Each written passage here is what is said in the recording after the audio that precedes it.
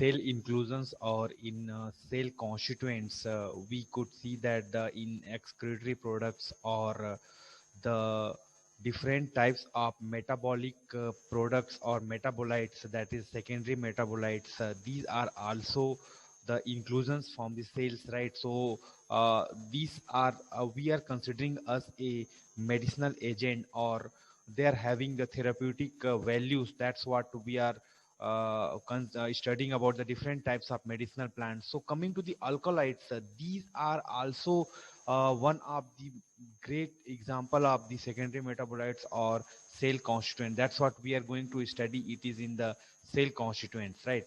So of alkaloids, plants have been one of the important source of medicine since the beginning of human civilization, that we have discussed many times during the history of pharmacognosy and other things. There are a growing demand for plant-based medicines, health products, pharmaceuticals, food supplements, and cosmetics. Yes. According to WHO survey, 80% populations living in the developing countries rarely almost exclusively on traditional medicines for their primary health care needs. In addition, herbs have provided us some of the very important life-saving drugs used in the modern medicine.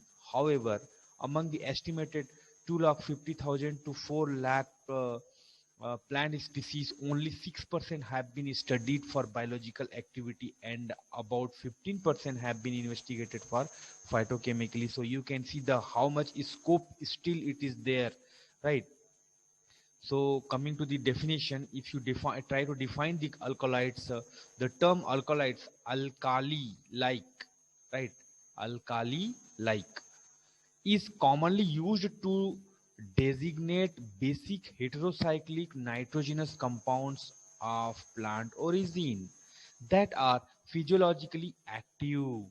The name alkaloid comes from the Arabic word for ash, or ALQALI,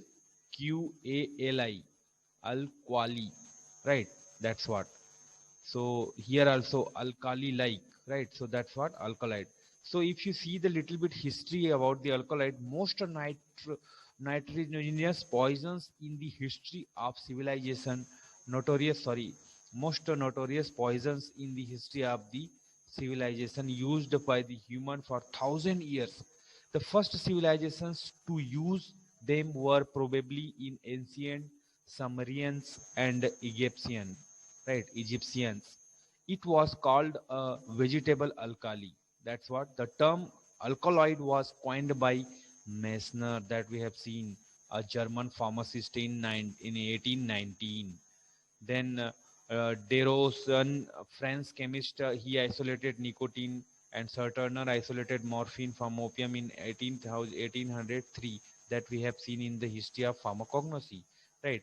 So basic nitrogenous compound contain one or more nitrogen. This is to remember, contain one or more nitrogen in heterocyclic ring system, having marked physiological action on human and animal when used in small quantity, right? Or you can also define naturally occurring nitrogenous substance which is isolated from plants and react like a basis. That's what alkali, right?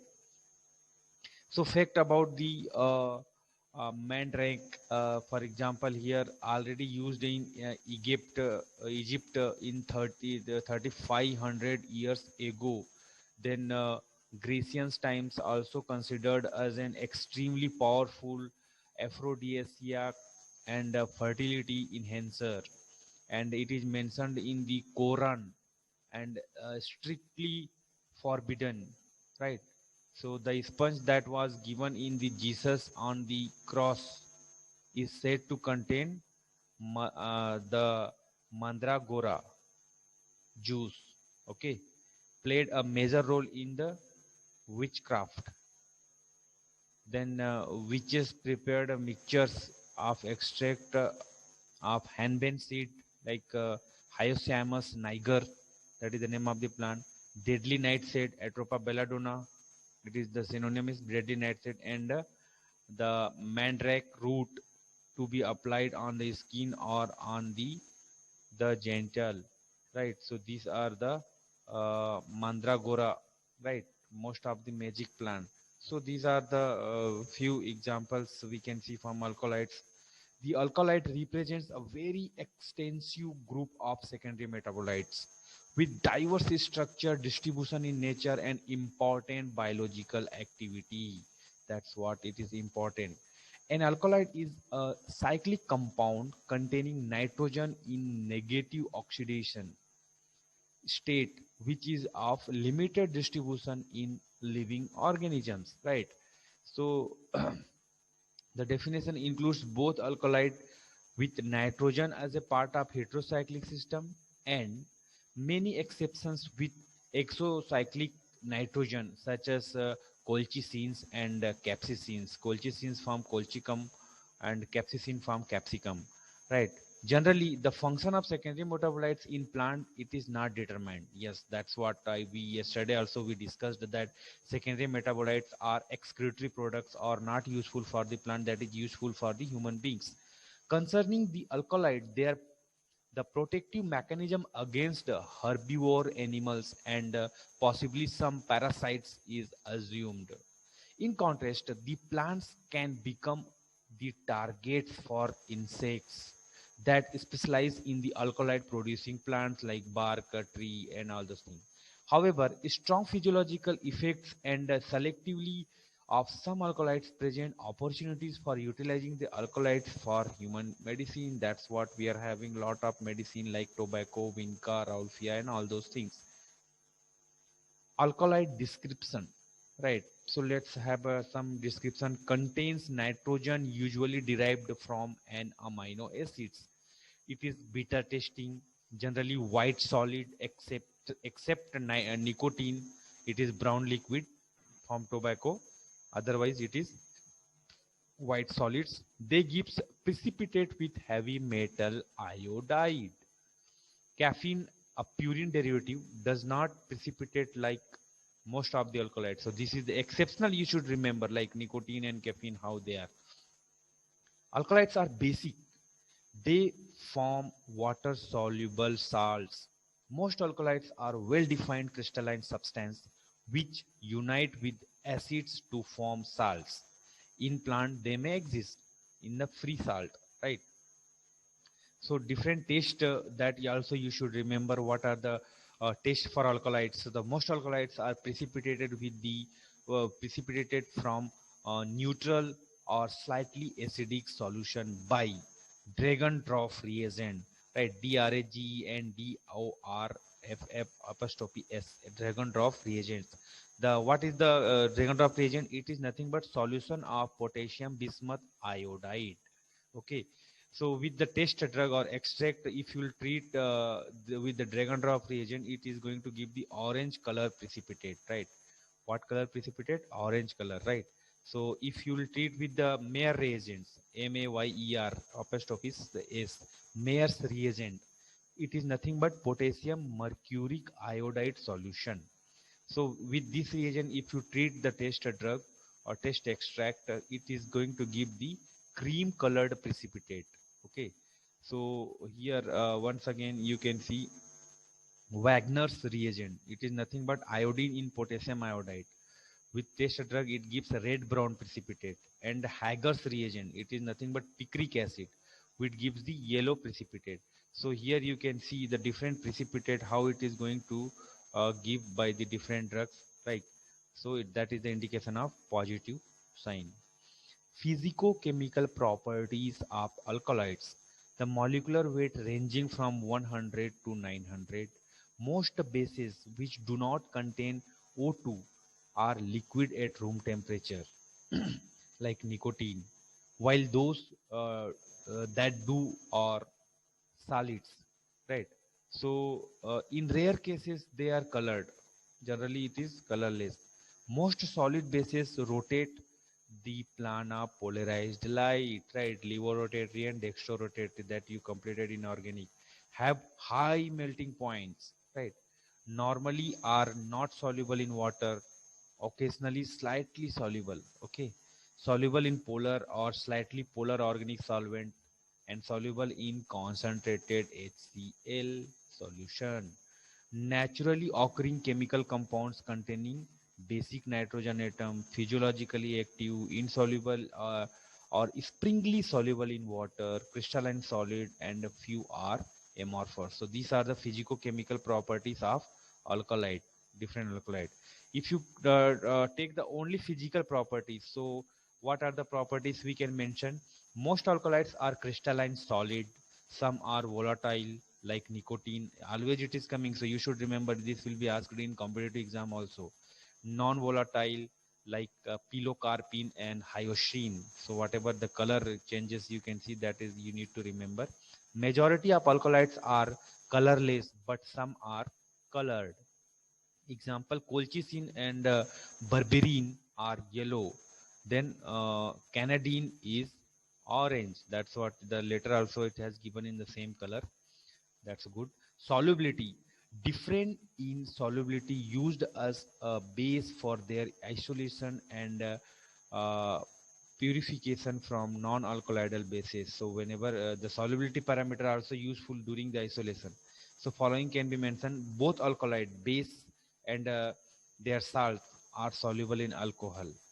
Generally, bases are soluble in organic solvents and alkaloidal salts are soluble in water. That's what it become partially soluble. So it depends on the base and the salt, how it is going to be. Chemical property, that's also very important to remember. Salt formation. Due to their basic character, alkaloid react with acid to from salt. Strong bases from salt with very weak acid, right? And another condition, uh, weak bases from salt with strong acid, and very weak bases from unstable salts. Example, caffeine, narcotin, and piperine. So effect of heat, if you see, alkaloids are decomposed by heat, except strychnine and caffeine. Effect of light and oxygen, it decompose when allowed to stand at the temperature above 70 degrees centigrade for long time. And it also decomposition occur rapidly and easily when alkaloids are is in the solution than when it is dry form. So that's what solution form and dry form also. So functions, so basic functions, what are there? So poisonous agent protecting the plant against insects and herbivores.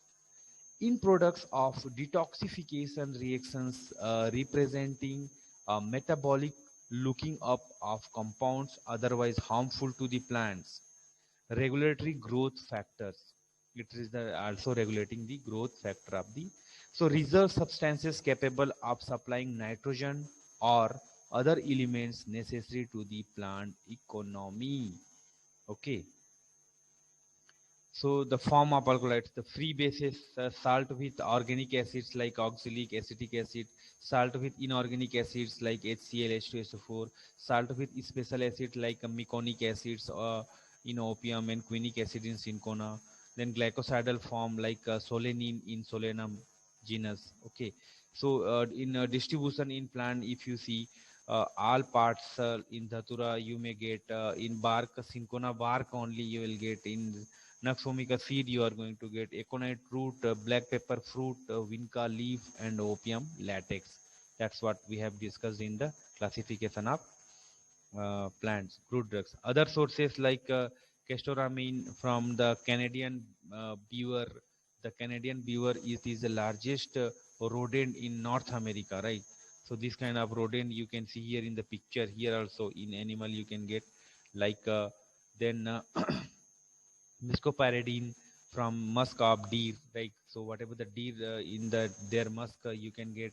Then pyosanine from the pseudomonas aeruginosa, that is one of the bacteria. So you can see here from animal sources, also from plant sources, and from the different form of alkaloid you can see. So how the diversity of alkaloid. So occurrence and distribution, if you see in the Ranunculaceae family, aconitine, it is the nothing but aconite, that is the in Leguminosae family also the Psychostigmine or psychostigma that is there. Then Logeniaceae family, strychnine and brucine from Naxvomica. And Papaver family you can get in the morphine, codeine, theabine from opium latex. In Solanaceae family, hyoscine or from belladonna you will get Berberiaceae. Berberine you are is a constituent from berberis, and Rubiaceae quinine and quinidine from cinchona bark. Then Apocynaceae from Risperin from Rolfia, Wincristin Windblastin from Vinca. Then Liliaceae family, the Veritrinine from Veratrum. Then Claviceae peteceae from ergometrine and ergotamine and ergometrine from ergot alkaloid. So different families, different plants may contain the alkaloids, right? So when we are trying to extract those alkaloidal content, what are the things we are supposed to take care? Any method will be good technique if it will be accelerated with the wetting of the surface of the herb particle, right? And the permeability of cell wall, that solvent, rate of dissolution of cell content in the solvent, what solvent you are using, water, alcohol, or then outward diffusion of the solution. So any maceration, continuous hot extraction, any of the method you can use, but the thing is these are the things supposed to be fulfilled. Then ideal property of solvent to isolate the to extract the alkaloids, it should be non-toxic and selective, should not cause the extract too complex or deassociate. It should be preservative in action. At the same time, it should not harm to your extract, should promote rapid physiologic absorption of the extract, should be easily evaporated at low temperature after extraction when we are going for evaporation of the solvent. So note, alcohol will meet all above criteria. So that's what alcohol can be considered a suitable solvent for the extraction of alkaloids. So Stes Otto method, Stes Otto has given one of the greatest method for alkaloids, two method, method 1 and method 2. So the technique involves the distribution of alkaloidal bases between acid or aqueous solution and immiscible organic solvent. So let us discuss the method 1 by given by the Stes Otto.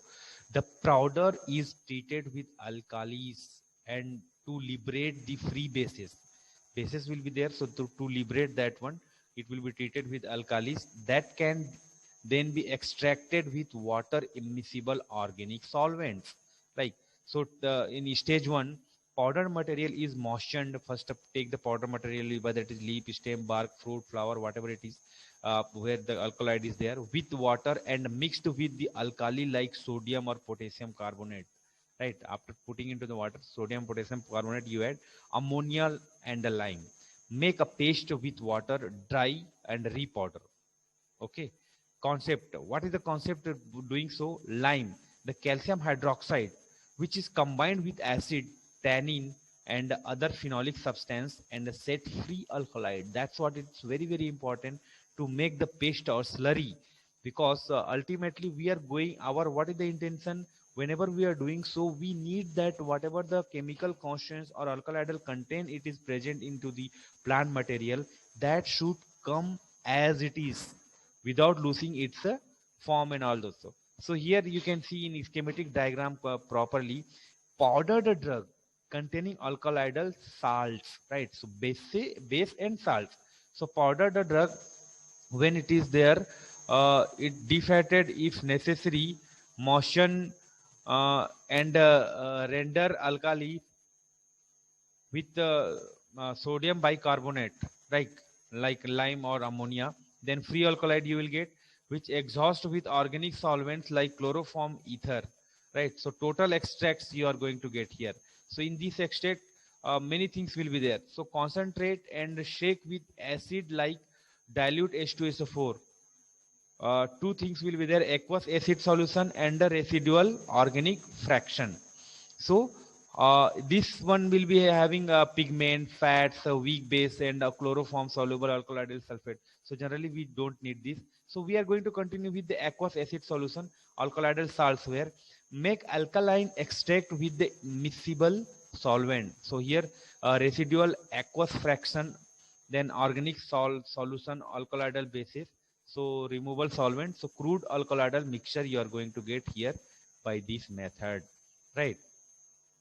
So here in stage 2, from here, extract of the free alkaloid. Extract the free alkaloids by hot continuous percolation with the chloroform or any other organic solvent. If you do so, what will happen? The free alkaloid dissolve together with other substance water soluble in solvent, right? And stage 3, agitate the chloroform solution with successive portion of disulfuric acid, separating the aqueous layer before adding the next portion of acids. So if you do so, what is the concept behind that? The alkalides are converted into the alkaloidal sulfates, which being soluble in water and pass into the aqueous layer, right? So stage 4, what is happening here? Make the mixed aqueous liquid alkaline with ammonia and collect the precipitate that forms and wash with the water and dry. So what is the concept? Ammonia decompose the alkaloidal sulfate, forming ammonium sulfate and soluble in water, and the free alkaloid which being practically insoluble in water is precipitated, right? So likewise we can do here. And method 2, it is little bit different. Here what we have to do is the powder is extracted with the water soluble organic solvent, for example, methanol or ethanol, which are good solvents for both salts or free bases, right, in this alkaloid. And the resultant extract is submitted to same process as that of method 1. Okay, so method 1 we can follow up. Here you can see powdered drug, macerated plant, light petroleum ether, then filtration, filtrate, plant residue. Filtrate will be having fat because we have used petroleum ether, which is always removing the fat. Then with the residue, we are going to continue with the residue. The chloroform, the CH3, here you can see the chloroform, then sorry, alcohol, any of the alcohol, methyl alcohol or ethyl alcohol. Then we have to shake 72-hour extraction, continuous hot extraction you can do, filtration, evaporate, then crude plant extract, dissolve with water, acidify with pH, steam distillation. Then again you are going to get filter, then again ether soluble, evaporate, acid soluble. You have to continue ether and sodium hydroxide, then evaporate, then you are going to get the crude extract of alkaloid. So what is the advantage of this method too? This method required no alkali and give good penetration of drug, and economical or cheap also, right? Method 3 also it is there, but the powdered material is extracted with the water or aqueous alcohol containing dilute acid. So what is the disadvantage? Cheap but not used because it also extract impurities along with the alkaloid like sugar, mucilage, tannins, coloring matter. So in normal rough isolation, you can use this third method. Otherwise, you can see here extraction of alkaloids, plant materials and solvents. Here you will be then here you are going to get the extract, then but means schematic diagram, right? Then you are going to concentrate that whatever the solvent will be there in your extract, that has to evaporate. Then acidification, that separating funnel you can use, acidified extract, right? Then alkalization, then alkaline aqueous layer, right? So like that we can perform the extraction of alkaloids.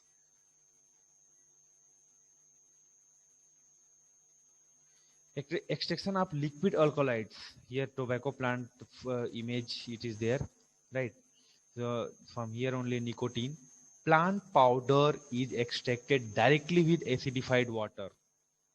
Directly with acidified water. Plant powder is extracted with acidified alcoholic and hydroalcoholic solution. That's also important, you see, right? And this is then followed by the distillation under vacuum, like eliminates that alcohol leaving behind and the acidic aqueous solution of alkaloid salts. So here you can see, right, uh, how distillation unit there, because round bottom flask, condenser, and again it is here the temperature regulator and all those things. Here the vapor will go, and liquid, because liquid means nicotine. Yes. So that's what tobacco plant leaf image it has given here. Purification of alkaloids. When you have extracted, now how your the direct crystallization from solvent, you can do steam distillation. Then chromatography techniques are available. Gradient pH techniques also.